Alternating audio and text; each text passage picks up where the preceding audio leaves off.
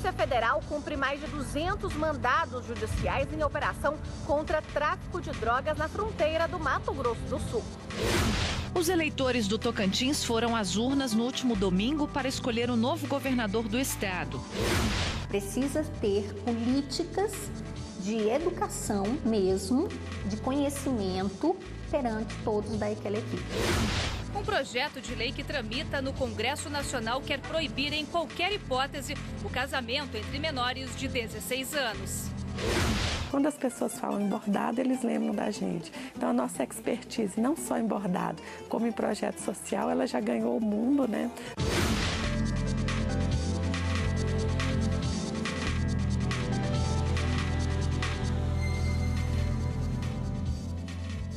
Olá, boa tarde. Boa tarde. Polícia Federal faz operação contra o tráfico de drogas na fronteira do Mato Grosso do Sul. Estão sendo cumpridos 230 mandados judiciais. Conversamos agora com a reportagem da TV Justiça. Quem tem informações a respeito do assunto é a repórter Evne Araújo, que fala ao vivo para o Jornal da Justiça, primeira edição. Boa tarde, Evne. Oi, Cadu, boa tarde. Olha, essa operação tem como principal foco uma grande organização criminosa que atua entre o Brasil e o Paraguai. Esse grupo abastecia diversas regiões aqui do país com maconha e cocaína. Essa droga era transportada em caminhões de carga aparentemente lícitas.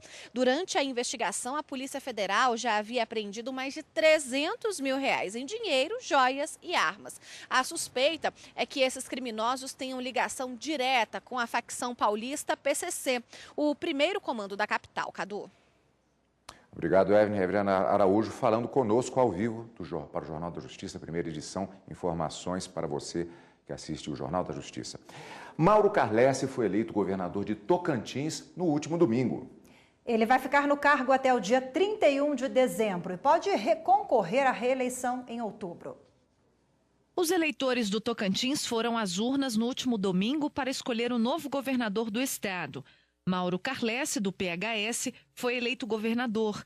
Ele teve 75% dos votos válidos, contra 24% de Vicentinho Alves, do PR. Carlesse vai ficar no cargo até o dia 31 de dezembro e pode concorrer à reeleição em outubro. A posse deve ser realizada até o dia 9 de julho.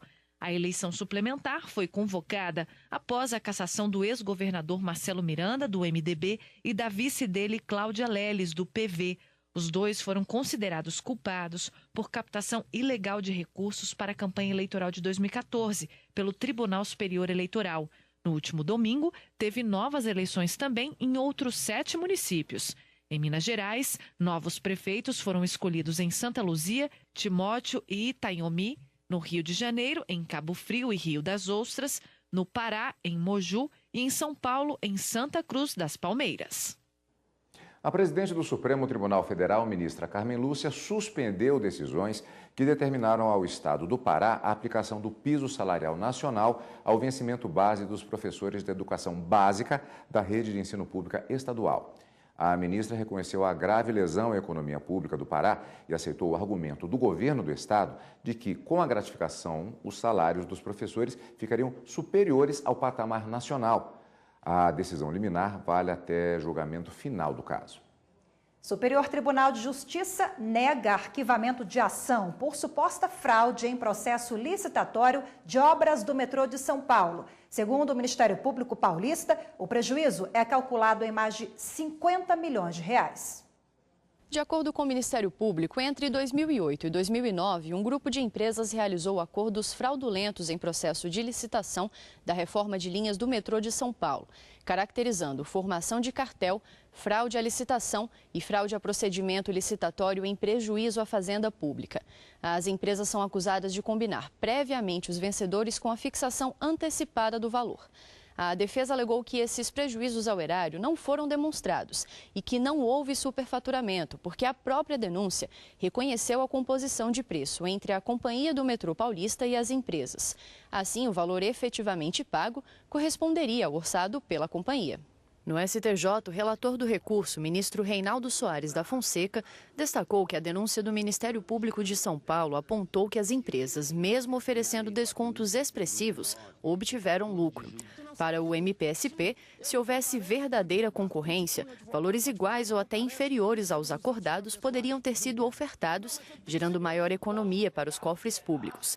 Ao negar o habeas corpus, os ministros da 5ª turma entenderam que a comprovação ou não do prejuízo é matéria de mérito e deve ser analisada durante a instrução processual. Não se pode falar, nesse momento, em atipicidade, o que inviabiliza o pedido de trancamento da ação. A campanha de vacinação contra a gripe terminou na última sexta-feira e deixou uma preocupação para as autoridades de saúde. O número de crianças imunizadas ficou bem abaixo da meta. Pois é, Cadu, e vale lembrar que os pais que não levam os filhos para serem vacinados podem ser punidos. A meta do Ministério da Saúde era vacinar 54.400.000 brasileiros contra a gripe. 8 grupos faziam parte do público-alvo. Entre eles, pessoas com mais de 60 anos, gestantes, profissionais de saúde e crianças com idade entre 6 meses e 5 anos. E é justamente o grupo das crianças que chama a atenção das autoridades de saúde. Foi o público-alvo menos vacinado contra a gripe este ano. Até a última sexta-feira, 3.600.000 crianças não haviam recebido as doses. E a meta estava abaixo de 70%.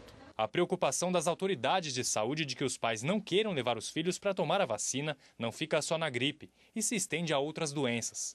Isto pode causar graves consequências, já que doenças erradicadas no Brasil, como o sarampo e a poliomielite, podem voltar a infectar. Todas as vacinas que são oferecidas dentro da rede do Sistema Único de Saúde e na rede privada, elas guardam uma relação de notificação de eventos adversos. Então, quando acontece algum evento adverso, nós ficamos sabendo praticamente ao mesmo tempo. Então, houve a notificação, o sistema já fica sabendo quando há alguma notificação. E é importante frisar que as notificações de reações adversas geralmente são vermelhidão, um mal-estar, dor no corpo. Não há uma notificação de algo grave ou que comprometa a integridade ou a condição de saúde das pessoas. A obrigação dos pais levarem os filhos menores de idade para serem vacinados é prevista no artigo 14 do Estatuto da Criança e do Adolescente.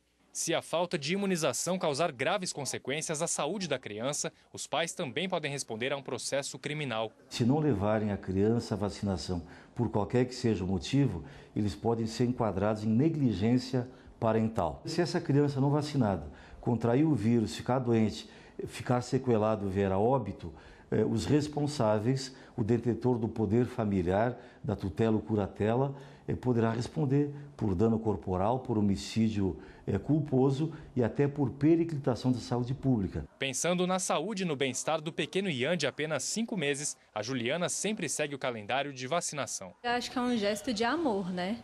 Uma forma da gente proteger, já que a gente tem esse respaldo do Estado, né, que fornece essas vacinas, sem custo nenhum, por que não trazer, né? Eu acho que é essencial para a saúde e segurança deles. Nesta segunda-feira, o Ministério da Saúde informou que o público-alvo deve ser ampliado nos municípios onde ainda há doses da vacina contra a gripe. Agora, crianças entre 5 e 9 anos e também pessoas com idade entre 50 e 59 anos também podem receber as doses. E ainda nesta edição do Jornal da Justiça, saiba quando um trabalhador pode ser demitido por justa causa. Precisa ter políticas de educação mesmo, de conhecimento perante todos daquela equipe.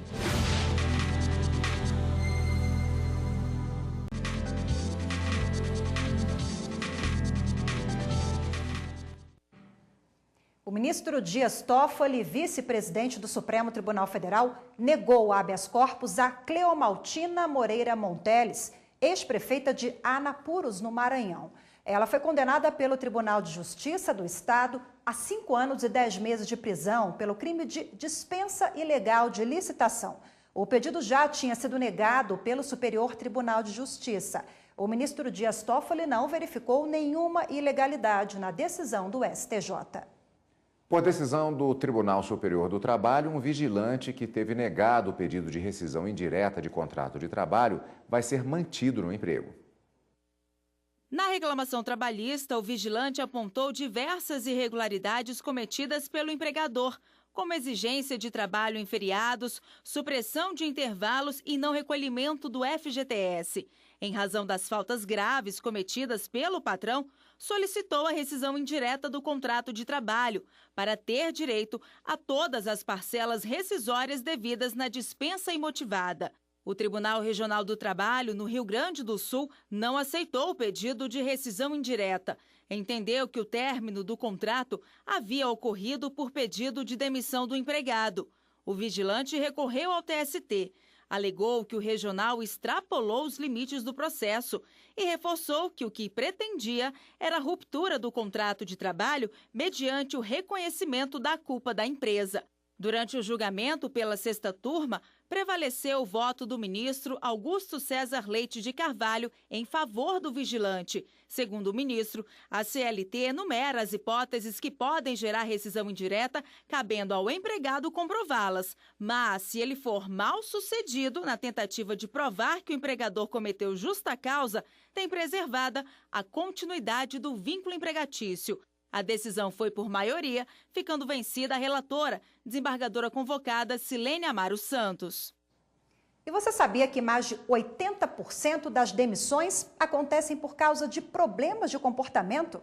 E o que fazer quando um dos motivos é o assédio moral, seja de chefe para subordinado ou entre colegas de trabalho? Veja agora na reportagem. São 8 funcionários no escritório e outros 60 na rua. Esta empresa de recursos humanos em Brasília enfrenta todos os dias o desafio de manter um ambiente de trabalho saudável para evitar o assédio moral. Hoje o RH trabalha muito a questão de motivação das pessoas, né? É até difícil isso, porque às vezes assim, o que motiva você não é o que motiva o seu colega. O que motiva alguns é dinheiro, o que motiva outros é ambiente, o que motiva outros é uma sala bacana para trabalhar. Então assim, o RH tem sempre esse desafio de manter as pessoas motivadas. E uma das preocupações é exatamente assim, como que o gestor está lidando com essa equipe, né? Como que o gestor trata essa equipe. Assédio moral é a exposição de uma pessoa a situações humilhantes e constrangedoras de maneira repetitiva no ambiente de trabalho. Dependendo da situação, pode ocorrer de maneira objetiva ou subjetiva.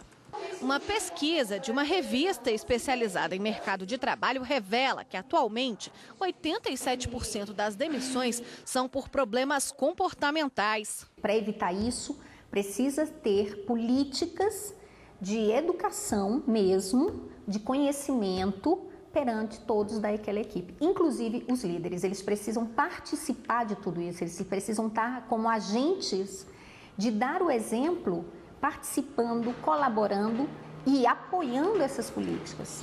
O assédio moral pode tornar insustentável a permanência do trabalhador no emprego, causar danos psicológicos e físicos, como doenças ocasionadas pelo estresse. O mais comum ocorre do chefe com os funcionários, mas há situações em que pode ser entre colegas que ocupam o mesmo cargo. O assédio moral, ele pode levar à ruptura do contrato de trabalho por uma justa causa. Então, uma vítima de um assédio moral, ele pode pedir a rescisão indireta por justa causa, entendeu? A empresa, ela pode ser considerada culpada por esse assédio moral. Não porque por um chefe, mas se o assediador for um colega de trabalho, ele pode ser considerado culpado e aí ocorrer essa rescisão indireta do contrato de trabalho.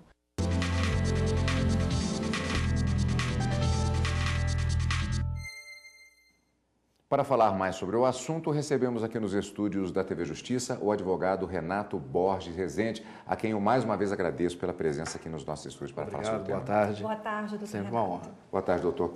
Bom, aqui nós gostamos muitas vezes de fazer algumas perguntas que para os advogados que já nos acompanham elas parecem um pouco básicas, mas na verdade é uma forma de abordar questões para nossos telespectadores e também muitas vezes de esclarecer entendimentos incorretos que podem existir sobre coisas que, como eu disse, aparentemente são básicas. Então vamos para uma pergunta basiquinha.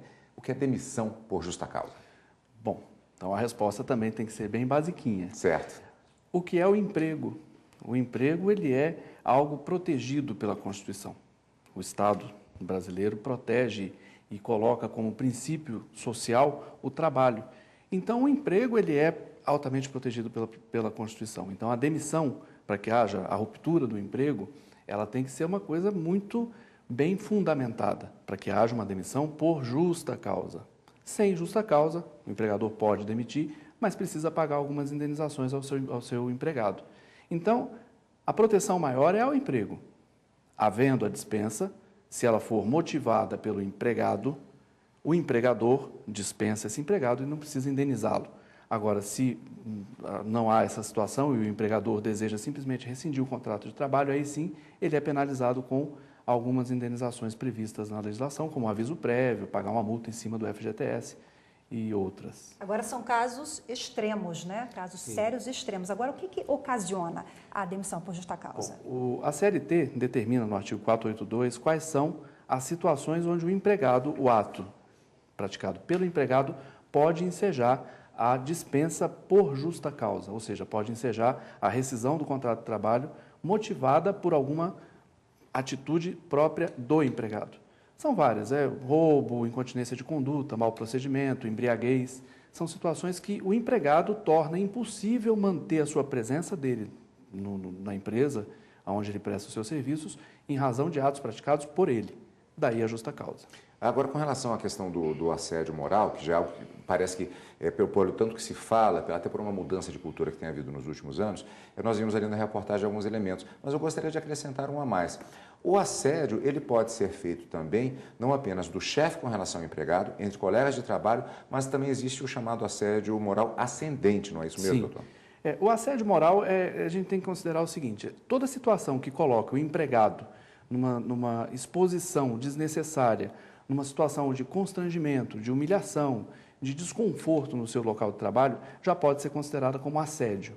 Esse assédio, geralmente, ele é praticado entre o empregador ou um superior hierárquico a esse empregado. Mas tem que ser público? É uma manifestação pública? Não necessariamente, ela é um pouco subjetiva, porque há situações onde aquele empregado ele recebe, por exemplo, ordens que não podem ser cumpridas por ele, e essas ordens se repetem, e no momento que ele não cumpre aquela ordem, o empregador coloca dele numa situação de, ele é incompetente, ele é preguiçoso, e isso coloca uma situação onde ele está em flagrante assédio, né, assédio moral.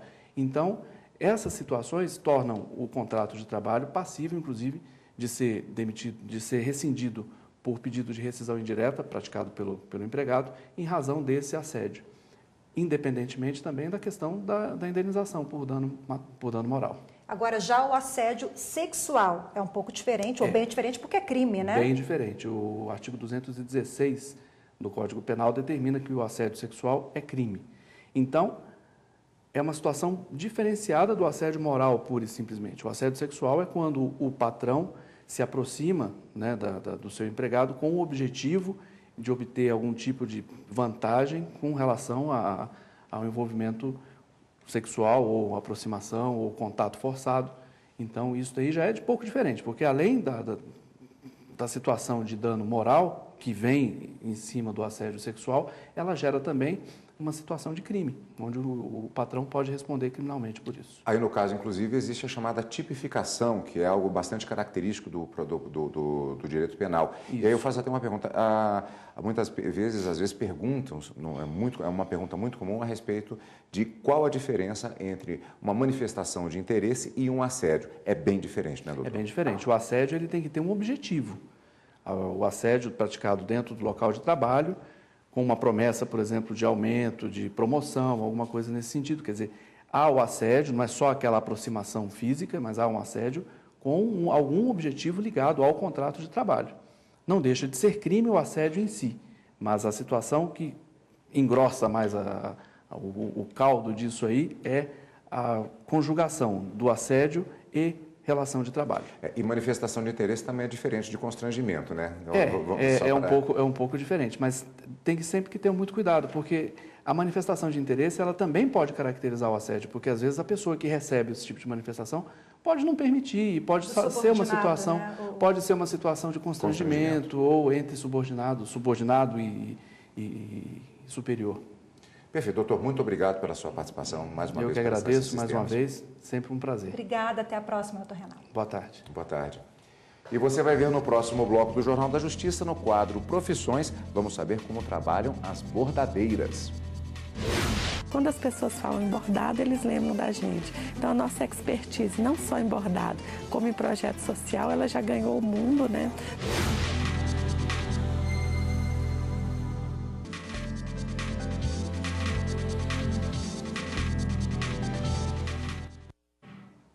O Brasil ocupa o 4º lugar no mundo em número de casamentos de menores de 16 anos. No Congresso, um projeto de lei quer proibir o chamado casamento infantil, que, de acordo com especialistas, pode causar danos psicológicos e sociais para o adolescente. Casar com 14, 15, 16 anos, realidade ainda comum em algumas regiões do país. Dona Ivonete casou na adolescência, aos 17. Na época, o marido tinha 29. Para ela, não foi fácil deixar a Paraíba e acompanhar o marido em Brasília. Os pais dela tiveram que assinar uma autorização que permitia a união dos dois, algo que ocorria com frequência na década de 40. Casava cedo, com essa idade, só que tinha que ir lá até no cartório para poder casar. O pai e a mãe tinham que ir assinar o negócio lá, tudo. Mas sempre casava nessa idade de 17 anos e sempre com pessoas mais maduras um pouquinho, né? Atualmente, o Código Civil permite o casamento de menores de 16 anos em caso de gravidez. Os pais precisam estar de acordo e é necessário acionar a justiça. A lei autoriza ainda o casamento de pessoas com 16 e 17 anos com autorização dos pais, sem a necessidade de aprovação de um juiz. A partir dos 18 anos, não há nenhuma restrição. Um levantamento do Banco Mundial revelou que o Brasil é o 4º país que soma mais casamentos considerados infantis. O estudo mostrou ainda que a união de pessoas menores de idade responde por 30% da evasão escolar feminina. E isso é um dos fatores que faz com que elas tenham renda menor na vida adulta. Um projeto de lei que tramita no Congresso Nacional quer proibir em qualquer hipótese o casamento entre menores de 16 anos. Isso porque no Brasil os dados ainda são considerados alarmantes. Quase 900 mil mulheres se casaram antes de completar 15 anos e atualmente existem cerca de 88 mil meninos e meninas entre 10 e 14 anos em uniões consensuais, civis ou religiosas no país. Esta advogada diz que a lei, se for aprovada, pode beneficiar os menores. Tem que sair do papel com a maior brevidade possível. É um avanço em nossa legislação, é uma proteção. Ele vem encontro aos anseios do ECA e da Constituição Federal. Agora, olha só, Cadu, quem pensa que bordado é algo fora de moda, se engana, viu? Essa forma de criar figuras em tecido se modernizou e tem ganhado destaque nas passarelas.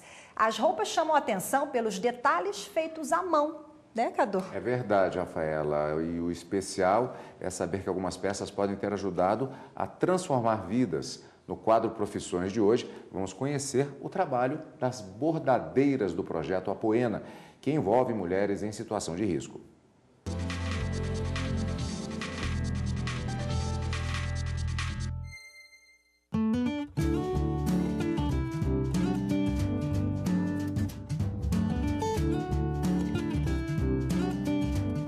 Cada detalhe parece ter um cuidado especial. E a ideia da Apoena é essa mesma. A grife, coordenada pela estilista Kátia Ferreira, começou como um projeto social que ajuda mulheres com baixa renda ou em situação de violência doméstica a se capacitarem e conquistarem mais autonomia.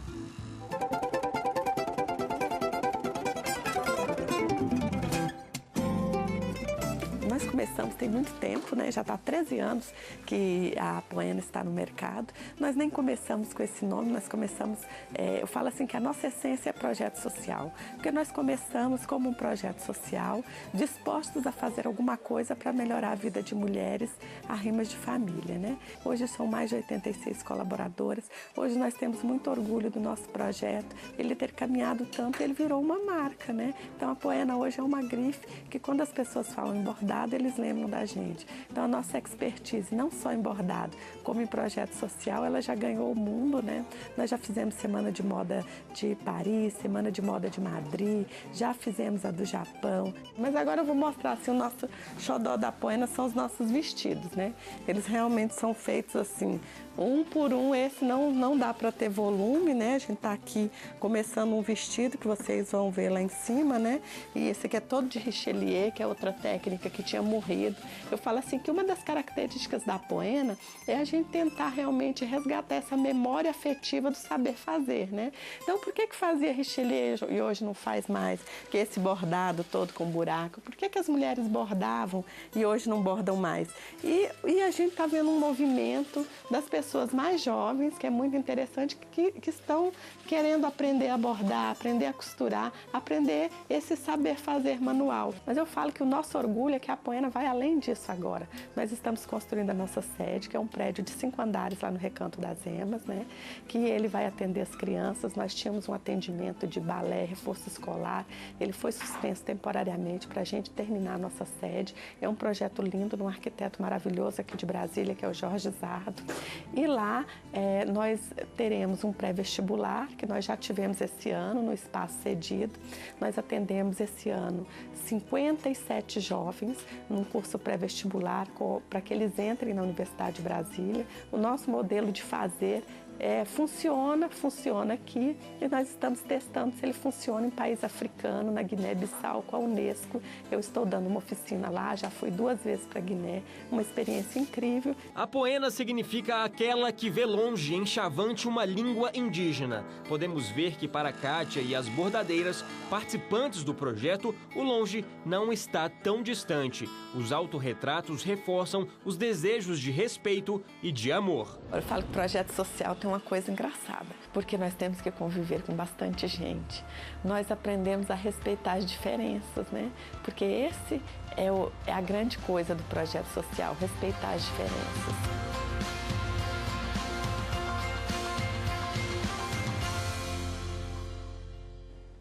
Um projeto lindo e o bordado tá aí bombando nas passarelas, viu, Cadu? Eu acho que não sai de moda, na verdade. Clássico, né? Clássico, com certeza. Pois é, e você pode acessar a nossa programação, rever reportagens e os programas da emissora no YouTube. É muito simples, é só acessar youtube.com/TV Justiça Oficial. Se inscreva no canal e aproveite o melhor da nossa programação. Hoje nós ficamos por aqui, obrigado pela audiência e até amanhã. Boa tarde.